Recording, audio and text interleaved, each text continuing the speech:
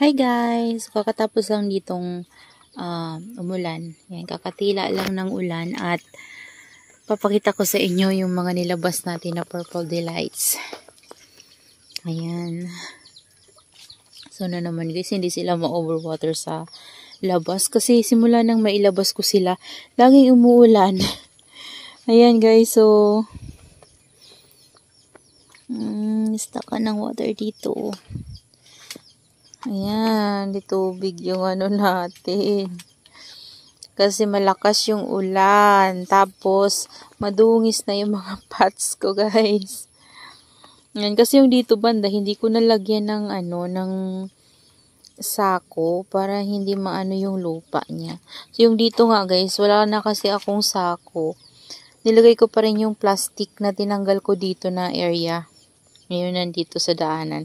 Dito ko siya nilagay. So, hindi naman siya maano dito kasi para lang hindi maano yung lupa at mapunta sa pots natin.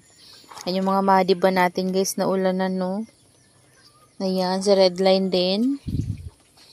Ayan yung itsura nila guys. So, fresh na fresh. Grabe guys. Ulan dito. Kahapon, uminit pero nung gabi, ayun, umulan na. Tapos ngayon na naman ulit guys. Tingnan nyo, ang lalaki ng heads ng Purple Delights ko guys. Tingnan nyo guys, grabe, ang gaganda. Sobra. Lalaki ng heads. Yung ano natin dito guys, Murasaki. Ayan, to siya. Naku, huwag kang mapupunggos dito. Kapag sobra na guys yung ulan, ipapasok ko na rin to si Murasaki. Tsaka si Peach no. Kasi baka mamaya hindi nila kayanin yung rain or shine dito guys.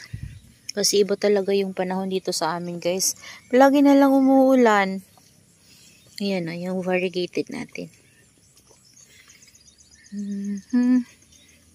Yung net dito guys sa taas, hindi ko pa rin naayos. Hindi ko pa siya natataas. Yan, ito. Ito, dati itong nandito sa rain or shine guys, diba? Napakita ko to sa inyo before. Pinugutan ko na ngayon mga nandito. Yung mga, natin yan, burrito in donkey's tail. Grabe, sana naman, wag nang umulan. Sana uminit naman. Kaso guys, makulimlim talaga guys eh. Madilim dito sa amin. Ayan. Yung mga nandito ko guys, so ayan no. Hindi kagandahan yung mga plants natin na nandito. Yan, pero mga cactus kasi yan guys, so yan. Tapos lalo na yung mga dito guys, so hindi kagandahan. Pero aayusin ko pa rin yan sila kapag nagkaroon tayo ng time. Ayan, ito, naulanan na din yung ating lovely rose. Ayan. Yan, bumabalik na to sa form niya guys. So, si Lovely Rose. Pero yung iba, mukhang hybrid na talaga. Yan, marami tayong mga lepropa. Ang dami-dami ko guys nililepropa lagi ng na yan. Lovely Rose na yan. Pero, ewan ko ba? Kapag lumaki-laki na namamatay. Kasi, medyo maselan sila guys kapag, di ba nabuhay nyo na sila, tas lagi yung nilipat-lipat. So, medyo maselan sila. So, dapat na i-propagate nyo guys. Doon nyo na lang sila. Huwag nyo na ililipat. So, ako kasi, kahit saan ko pinapatong. Pero meron naman ako guys na bubuhay. Yung mga yan, no? Mga lepropa yan. Mga nasa gilid. Kasi before, hindi naman yan puno. So, dyan ko nilagay sa mga gilid ng vacant pot natin. Yung dito banda. Kasi hindi naman yan puno eh. Ayan. So, yan sila guys. After ng ulan. So, yung dito, hindi to nababasa. Hindi to nababasa guys. Kaya naman, kusang dilig ko itong mga ito. Ito pala guys, yung pot ni Shooting Star. Tinanggal ko na si Shooting Star kasi, kaya pala, hindi siya gumaganda kasi, pala guys, may mga scales pala siya sa katawan. So, ginawa ko, kinat ko, tapos, tinutbrush ko siya at tinesprayhan ko ng alcohol. So, yun, parang nawala yung scale. So, kinuha ko lang yung mga nakat ko. Yung pinakapuno niya, tinapon ko nag-isa yung mga leaves kasi meron na din nakadikit sa mga leaves niya na yung mga pinopropagate ko. So, ginawa ko, pinuno ko na lang din to ng halo-halo nga to guys. Mendoza, may Rene, tapos merong Choco Moonstone, merong Ellen. Ayan. Kasi alam niyo ba guys, gandang-ganda ako nung natin. Nung Mendoza natin na yun, no? Yan. Yun yung unang ginawa ko. Tapos, ito yung sumunod. So, lumalaki na rin yung mga rosette niya, guys. So, ito yung pangatlo. Ayan. Pero halo-halo na yan. Ito yung isang pot natin. Oh. Pero ito naman ay si Tinkerbell. Ganda ni Tinkerbell, guys. Oh. Ang lalaki kasi, guys, ng heads ng na yun, no? Mendoza na yun. Tingnan nyo maigi, oh. Sobrang lalaki ng heads.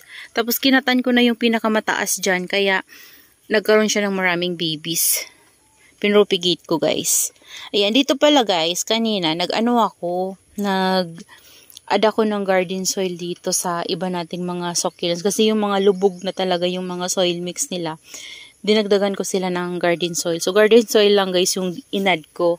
Di na ako nag-add ng fresh na rice hull. So, ito yung isa. Kasi nakalubog to. And, dahil sa ko sa kanila guys, pag repat ko din, natanggalan ko sila ng mga dry leaves sa ilalim. So, ayan guys. Ang ganda talaga nito. Ang laki niya. To guys? Blue Land. Ayan. Ganda ni Blue Land guys. Grabe, ang laki ng, niya. Ang laki na ng mukha niya. Yan no. Tapos medyo stress yung kanyang tips kasi yung unang napaglagyan ko nito ay dun banda sa malapit sa mga Echeveria succulents natin. So lantad talaga sa init dun. So ngayon, nilipat ko siya dyan kasi tinanggal ko yung ibang mga Echeveria succulents natin kasi iba naman yung nilagay ko dun. Ito naman guys, yung isang kamukha niya, naman to, Brinks Blue. Ayan. Ayan yung leaves niya dati guys. So, lumaki na siya. Yan, kamukha niya to, pero ito, medyo patulis yung leaves niya, guys. Ayan, no. Pero may Brinks Blue din na medyo bilog yung leaves niya, yung mataba. Ito pahaba siya, so ibig sabihin, mas lalaki pa to. At mataba siguro yung soil niya, kaya ganyan siya. Mas lalaki pa yan, guys. Ito, pataba to, si Blue Land. Ayan. Ganon din to, guys, mas lalaki pa yan. Lalo na lagyan ko siya ng garden soil. Kasi wala yung garden soil eh. Ang gaan lang ng pot nito. Kasi lang yun, rice halang na fresh and then bulok yung nilagay ko. So lahat na sila bulok. So nilagyan ko lang siya ng garden soil. So kaya bumigat na oh. Ayan. Di po guys. Ayan. Tapos dito pa. Ito di ko na natandaan yung mga ID kasi nila guys. Rami na kasi ng mga Echeveria succulents ko.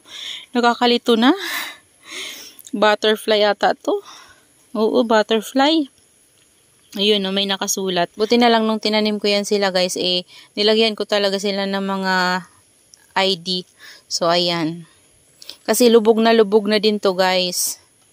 Nakalubog na din yung kanyang sa ilalim, yung soil mix. So, nilagyan ko siya ng garden soil.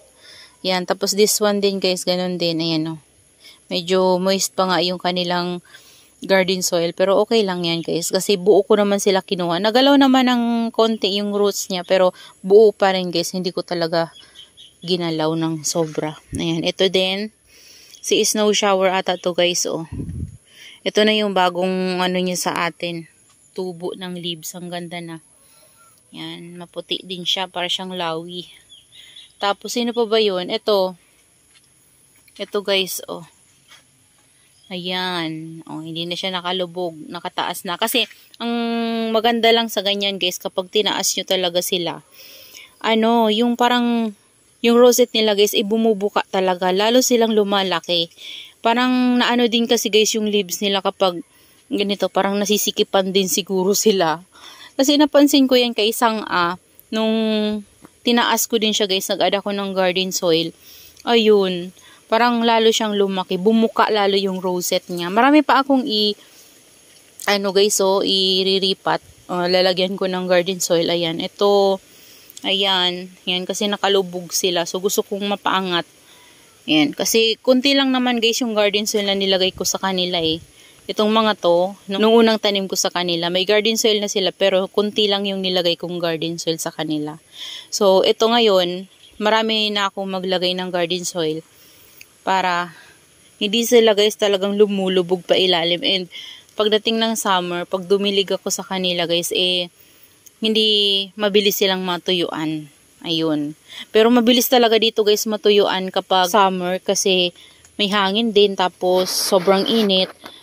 Yung mga guys, mga ornamentals ko sa labas, kapag diniligan ko sila ng gabi, kinaumagahan, maghapon lang yan guys na sobrang init. Talagang kulunto yan pagdating ng hapon kasi tuyong-tuyo na naman yung soil nila. Grabe yung init dito sa amin guys. Kaya naman, ito, sigurado to, mabilis lang din tumatuyuan kahit na garden soil na yung marami sa kanila. Ayan. Ito na pala guys yung silk bill ko, oh. Tinanggal ko yung mga leaves niya. Ang hirap tanggalin ng leaves niya guys na susugatan yung stem. Pero ayan, tinanggal ko pa rin kasi ang daming baby sa tumubo. Ayan o. So para magkaroon ng space yung babies niya para lumaki. Ayan, so tinanggal ko. Dito ko lang din nilagay yung mga leaves. Ayan, magbabaka sakali ako na mabuhay sila. Pero meron nang lumalabas guys. So, yung iba wala pero yung iba meron. Ano ba yun? Parang puti. Hindi naman. Ganon lang talaga siya. Ito, meron na. Yan guys, nabubuhay din siya sa leaves. So, hindi lang siguro talaga lahat ng succulents, kahit na nabubuhay sila sa leaves, lahat yun, mabubuhay na yung leaves nila kapag kinuha natin. Nakadepende din sa pagkuha natin siguro. Ayan. Ito guys, si ano to, lawi din si Yana. Ayan siya guys, Tingnan nyo guys yung cream tea ko, Ang laki na nila. Nagsiksika na. Yan sila. So, yun lang guys yung ma-share ko sa inyo ngayon. Yan, kasi sobrang lakas ng ulan kanina. So, yun lang guys. Maraming salamat po sa inyong panonood. And see you on my next vlog. Happy gardening everyone! Bye! Ito yung sinasabi ko sa inyo guys na sanga. O diba? Sobrang laki na niya. Kaya naman naisipan kong itaas yung soil mix ng ating ibang mga succulents. Yan. Ito din sobrang laki na. Yan. Bye guys!